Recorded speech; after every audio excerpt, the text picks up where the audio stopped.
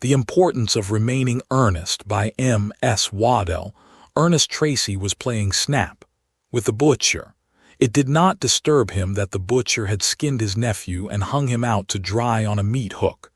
At that moment, and in that place, it was of no consequence. The butcher's mind was still clear enough to play snap. The important thing was to remain sane. They were in the day hall.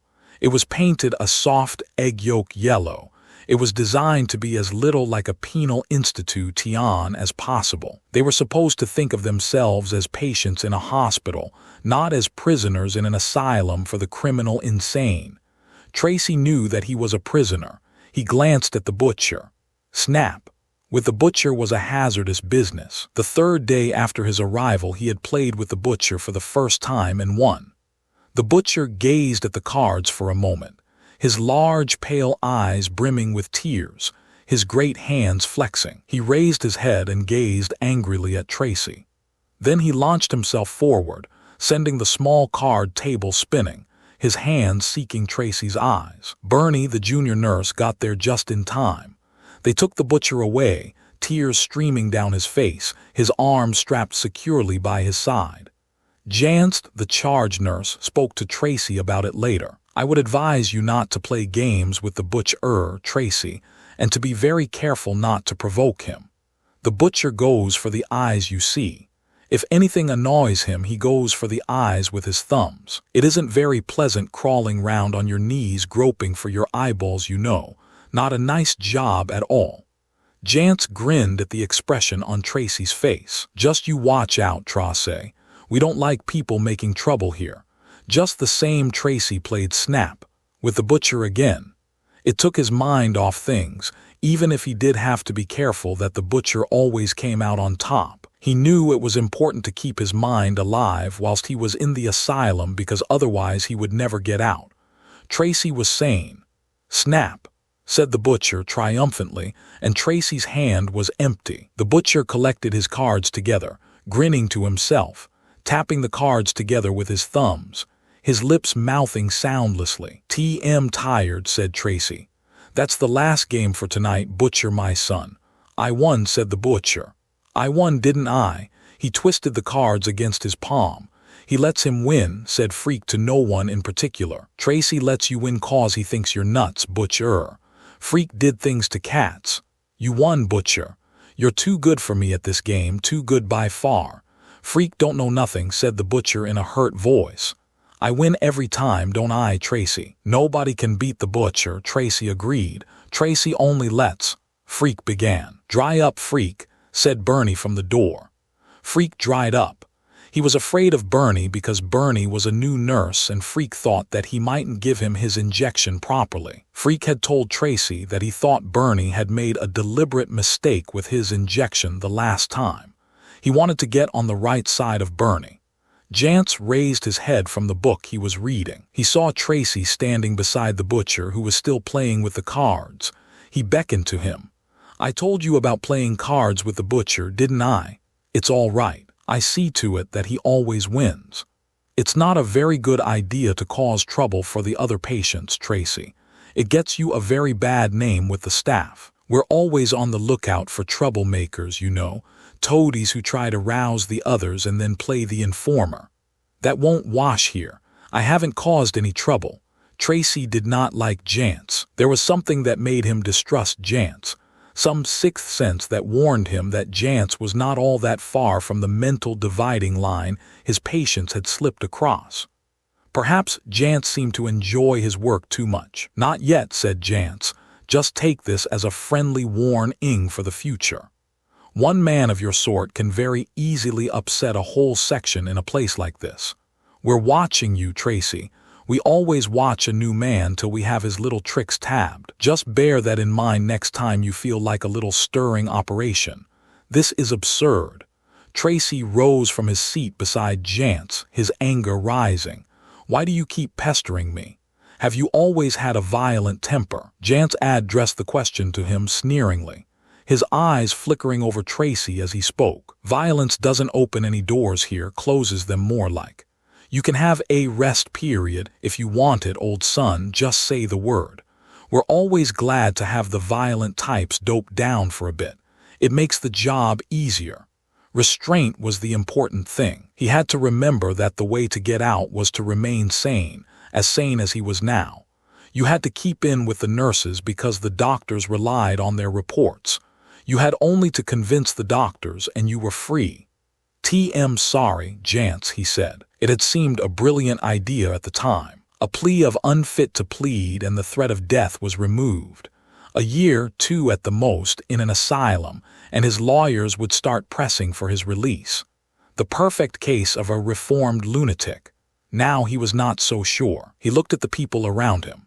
Simon, the student who kept trying to castrate himself, freak, who had periods when he tried to beat his brains out against the wall, Mandrake, who had an obsession about his toenails, did John, the wobbling feeble thing at the end of the table who had been there so long that nobody seemed to remember just why he had been committed. They were the upper class, the elite of the section, the ones who could eat unassisted and control their bowels.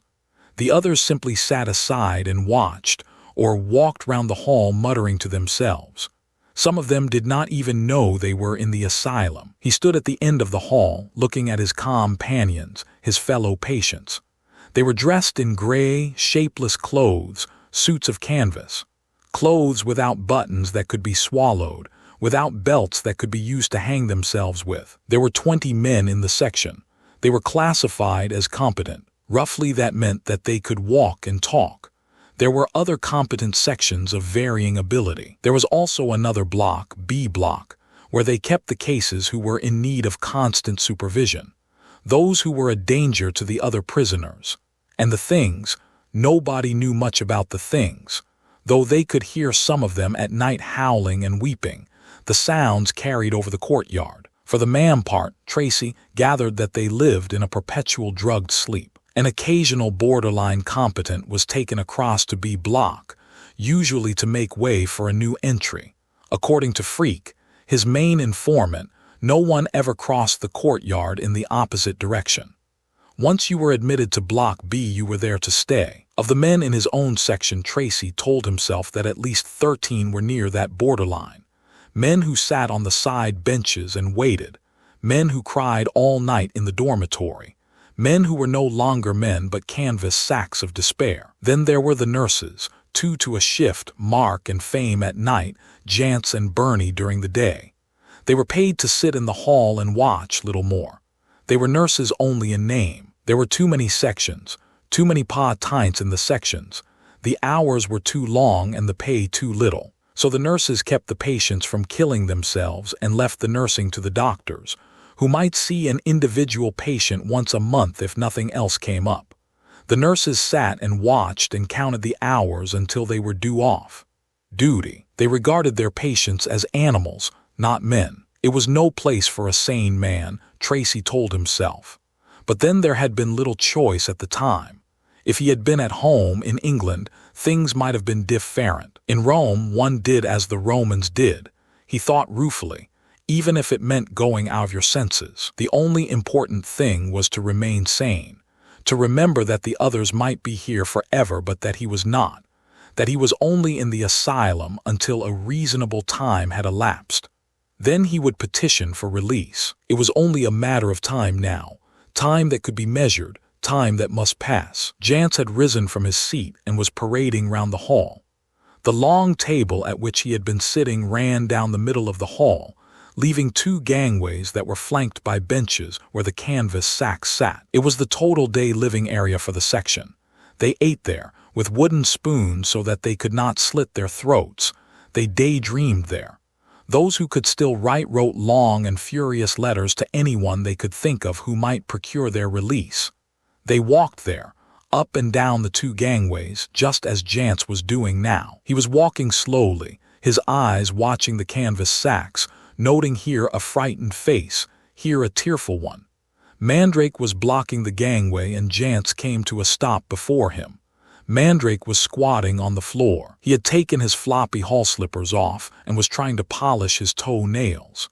His toenails were the only thing which seemed to matter to Mandrake.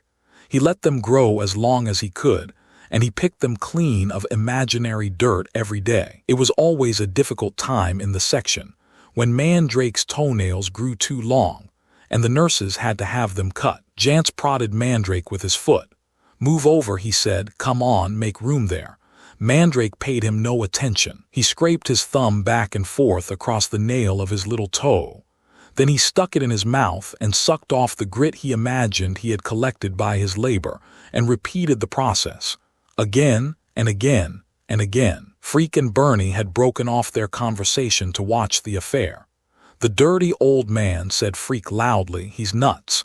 He ought to be in Block B by now. He's a nuisance in here."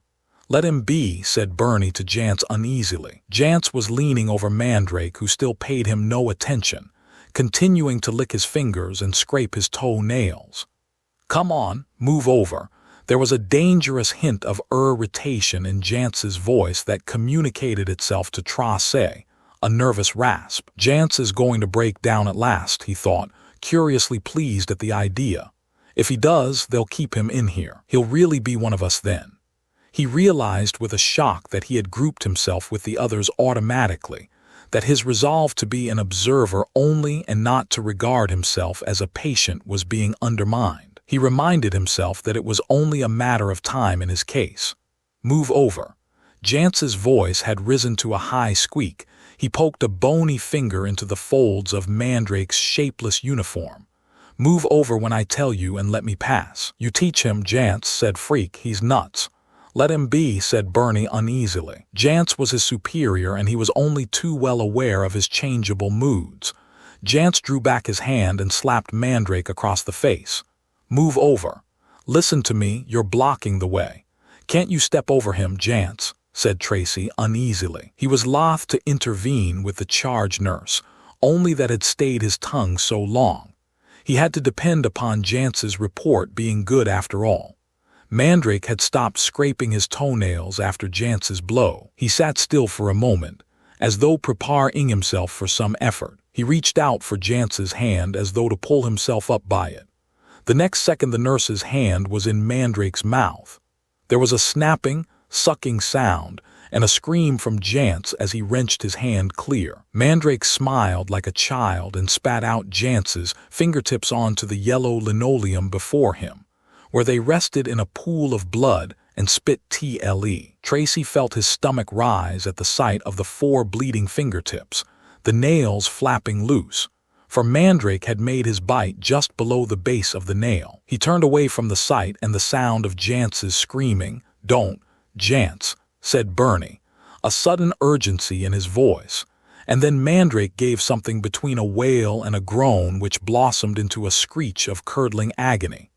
Tracy turned reluctantly. It was important that he remain sane. It was important that he remain sane. He was only here for a limited period.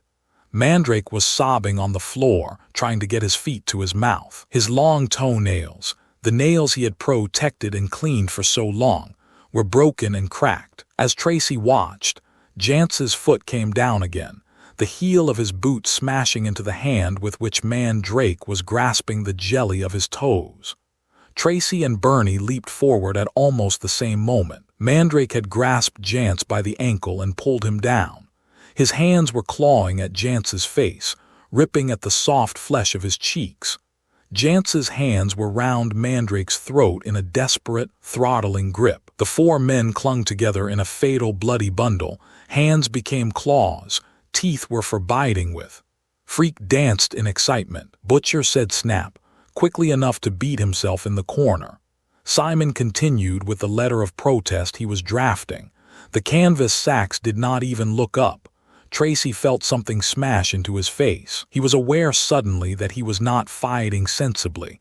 He was fighting from instinct, for his own preservation.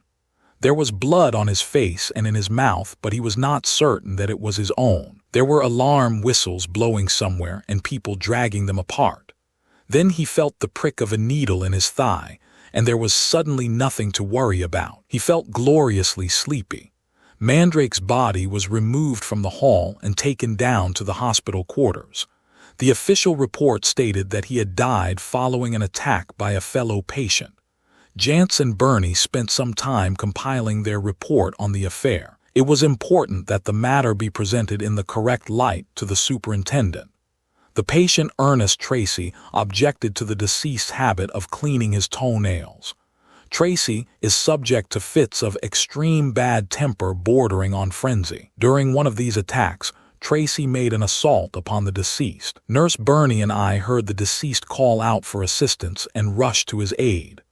We were, however, unable to prevent Tracy, who is a strong and active man physically speaking, from succeeding in what he had set out to do. In the course of the struggle, Nurse Bernie received extensive external injury, and I myself lost the tips of all 4 fingers on the right hand. We administered a sedative to Tracy and had him turned over to Dr. Toomey's care. Tracy has always been a difficult patient who is subject to sudden outbreaks of violence and ill temper, though at other times he gives every appearance of being perfectly sane. It is our opinion that he constitutes a danger to the lives of other patients. We recommend strongly that he should be confined with other dangerous patients in Block B, where firmer supervision is possible.